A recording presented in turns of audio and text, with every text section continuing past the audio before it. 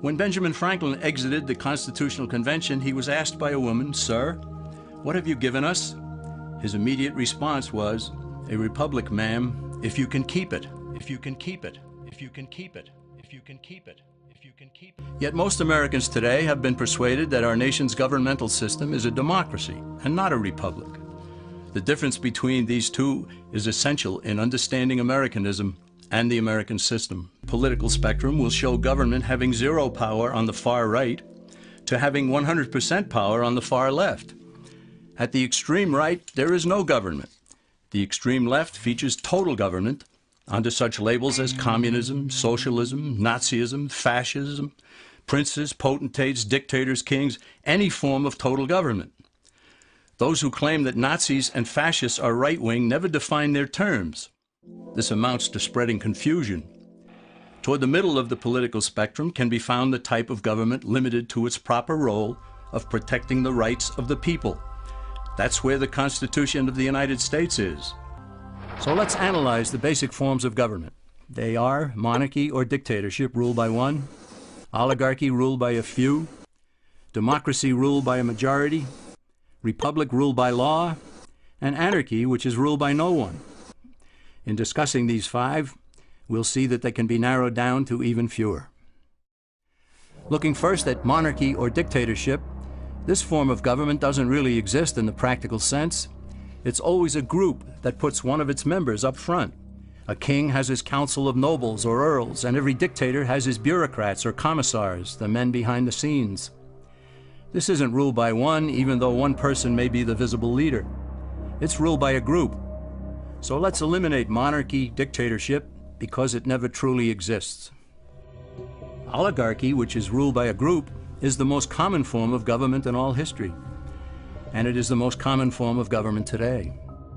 Most of the nations of the world are ruled by a powerful few, and therefore oligarchy remains. At the other end, we find anarchy, which means without government. Some people have looked over history and found that many of its worst crimes were committed by governments, so they decided that having no government might be a good idea. But this is a mistake, because as the ancient Greeks stated, without law there can be no freedom. Our founding fathers agreed and held that some amount of government is a necessary force in any civilized, orderly society. There are some who advocate anarchy, however, not because they want no government, but because they don't like what they have. They use anarchy as a tool for revolutionary change. The condition of anarchy is very much like a vacuum where something rushes in to fill it. These calculating anarchists work to break down the existing government with rioting, killing, looting, and terrorism. Tragically, the people living in such chaos often go to those best able to put an end to it and beg them to take over and restore order. And who is best able to put an end to the chaos? The very people who started it. The anarchists who created the problem then create a government run by them, an oligarchy, where they have total power. This is exactly what happened in Russia that led to Lenin taking total power, and in Germany, where Hitler's brown shirts created the chaos that brought him to power. But anarchy isn't a stable form of government. It's a quick transition from something that exists to something desired by the power-hungry. It's a temporary condition, and because it isn't permanent, we eliminate it as well. The word democracy comes from two Greek words, demos, meaning people, and kratein, meaning to rule. Democracy, therefore, means the rule of the people, majority rule. This, of course, sounds good, but suppose the majority decides to take away one's home, or business, or children. Obviously, there has to be a limit. The flaw in democracy is that the majority isn't restrained. If more than half the people can be persuaded to want something in a democracy, they rule. What about republic? Well, that comes from the Latin, res meaning thing, and publica meaning public. It means the public thing. A true republic is one where the government is limited by law, leaving the people alone. America's founders had a clean slate to write on.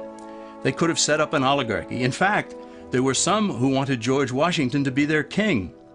But the founding fathers knew history, and they chose to give us the rule of law in a republic, not the rule of a majority in a democracy. Let's demonstrate the difference in the setting of the Old West. Consider a lynch mob in a democracy. 35 horseback riders chase one lone gunman.